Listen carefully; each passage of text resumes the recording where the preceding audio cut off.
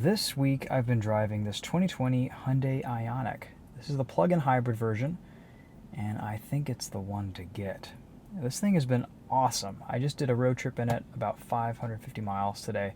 Spent about 8 hours behind the wheel, and I've got a lot to say about what this car's like to live with. So in this video, let's get into it. There's some positives here. This has around 30 miles of electric-only range. You can select your drive modes down here. There's an automatic mode, a hybrid mode, and a full electric mode. If you floor it, the gasoline engine will still kick on, and mated to the dual clutch transmission. This 1.6 liter is actually pretty potent. It's rated for 139 horsepower, but it feels like more. So it really does put its power down well.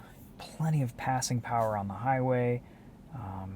For a vehicle like this, it feels fun, sporty, and it's not a hot hatch, but you get a nice chassis, you get nice driving dynamics, and the way this car feels, for some reason, reminds me a little bit of Volkswagen Audi. It feels like Hyundai may have benchmarked Volkswagen Audi with the interior design, the driving feel, the steering feel, the shifter feel. There's a lot of similarities, even in some of the materials on the dashboard and interior. They look and feel similar to like my old GTI back in 2010. And those are all good things. I also don't mind the look of this car. It's maybe a little bit less offensive than the Prius. And I don't know, I think this new 2020 update brings some nice styling cues. The headlights are nice, the new grille is neat. I don't mind these wheels either. And in this gray, you kind of can't go wrong. You get plenty of space in the back. Lots of storage, a nice hatchback, plenty of room, a good loading height, space here to put some things. Here's your charger in this little bag. And this isn't an enormous battery that's going to take a super long time to charge up.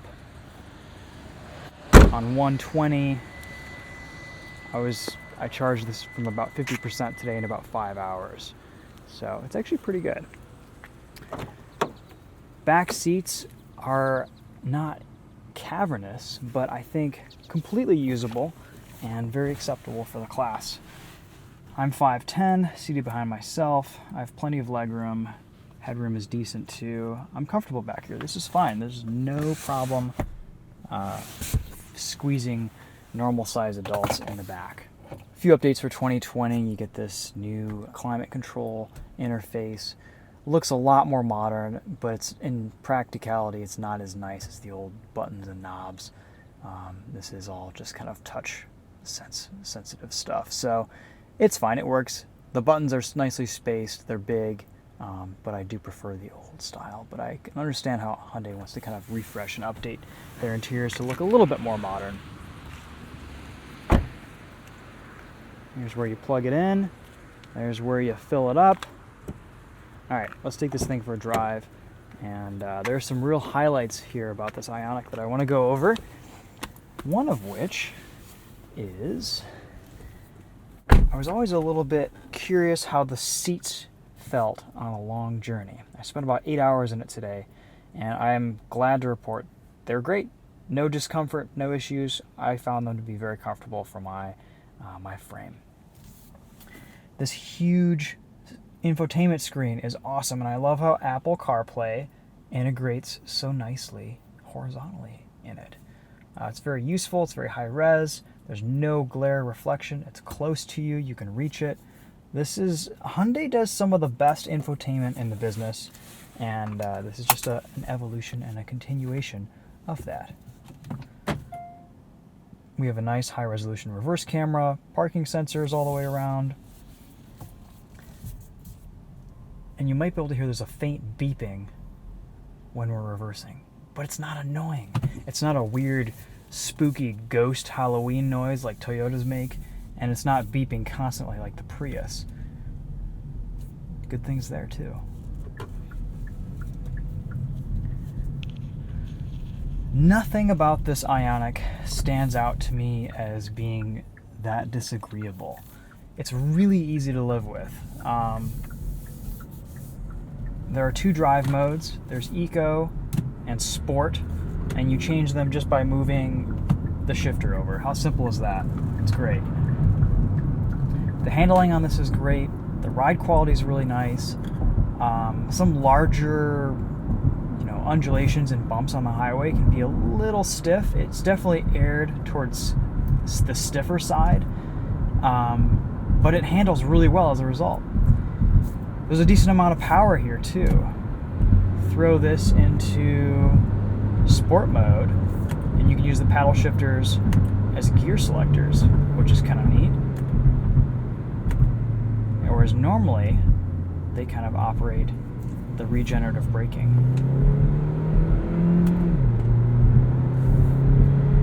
Decent amount of acceleration. I'm surprised at how hard this thing actually pulls. Let's do a little brake test while we're here. And then we'll do an acceleration test. Good brakes. And then with traction control on, it spins the tires. 50 mile to the gallon hybrid here, guys. This thing is great. It gets up and scoots. It's just fine. You don't feel like you're in some slow econo car. And then it just turns the engine off, cruises. I drove how far did I drive today? I don't know, 550 miles or so. It was well over 50 mpg. And that's another thing I wanted to see.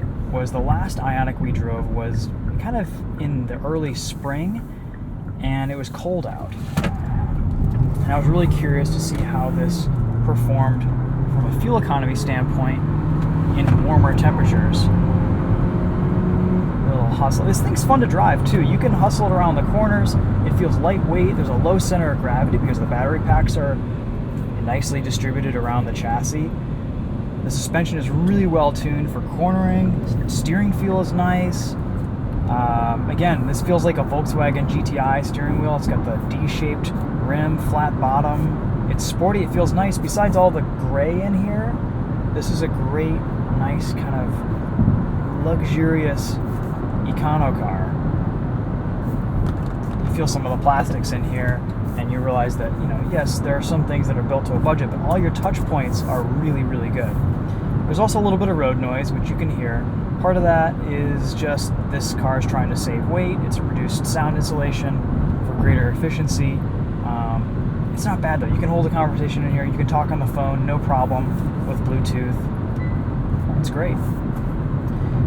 Let's talk about my favorite feature of this Ioniq, highway driving assist. So this thing basically drives itself. It has one of the best in the business, among any car, any price point, one of the best driving assist features on the market. It's amazing. Lane keep assist and radar guided cruise control in this car are darn near perfect. No flaws today, no issues. I had to take over in construction zones and on sharp turns, but otherwise this car pretty much drives itself with very little intervention. It stays very well centered in the lane. Watch it negotiate this turn up here. It will prompt you to touch the wheel every 45 seconds or so, but that's a pretty long time to go without needing to intervene. It's negotiating this turn perfectly. I used this pretty much the whole trip today to Chicago and back, and it was fantastic. Really reduced driver fatigue quite a bit. I kind of trust it too. It's a system that isn't very buggy. It's smooth to accelerate and brake in traffic. We had a traffic jam. I let the car do everything. I didn't feel like someone was about to rear end me or anything. There it is. Now it's going to prompt me. If you do get a new Hyundai, a modern Hyundai, get one with this highway driving assist. It's fantastic. I really, really do enjoy it.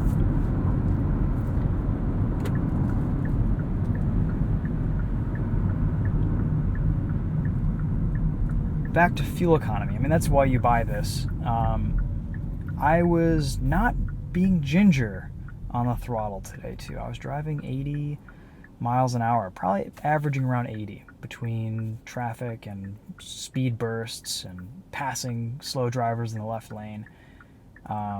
I was just driving this like I'd normally drive a car on a road trip, and I was well over 50 mpg the whole time. So far, my average is saying 53 miles to the gallon. That's a pretty significant increase from when it was cold earlier this year. I think I was getting high 40s.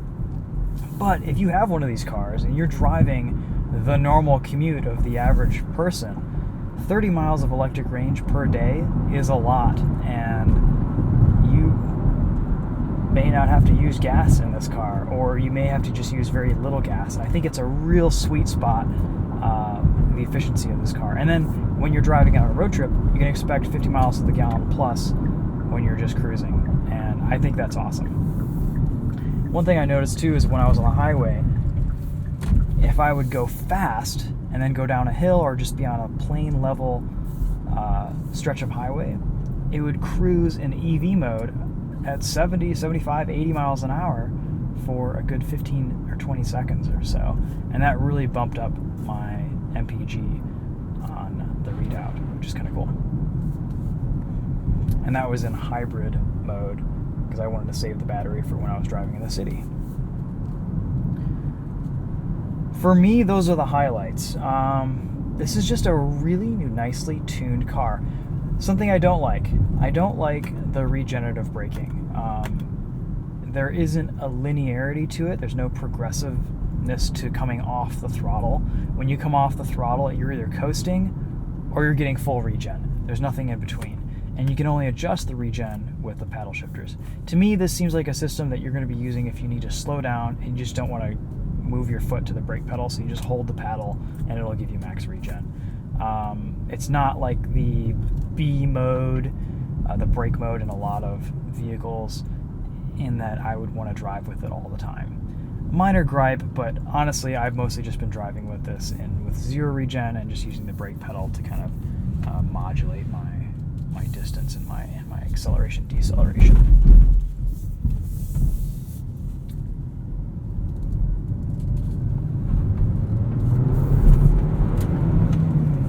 I love how nimble this thing is. It has eco tires, but it's fun. It's enjoyable to drive. There's a little bit of hot hatch influence in this, and I appreciate that Hyundai has gone to make this kind of the dynamically enjoyable hybrid. I think comparing this to the Prius drives better. That is a higher quality feeling car, but not by much. This is more fun. I can flog this and it doesn't feel like I'm straining the car or pushing it too hard. Both are about equal on the handling front. The Prius is really, really, really good to drive. Don't knock the Prius on its dynamics. But this is just a little bit more of an enthusiast choice, I think. And with the numbers and the efficiency that you can eke out of this plug-in hybrid variant, this Hyundai Ioniq is a really compelling choice. And if I were on the market for one of these, I would buy one. So that's kind of the highest praise I can give to any car. And for me, this is kind of class leading for a number of reasons. The ergonomics are fantastic. The highway driving assist kicks ass. It's very efficient. It's fun enough to drive. It's a little bit louder on the highway and noisier over bumps. But again, you live with it. It's fine. It's not a luxury car. I think this also still has a little bit of a tax rebate for the battery too. Not exactly sure what it is right now, but I think it's like $4,000 or $5,000. Yeah.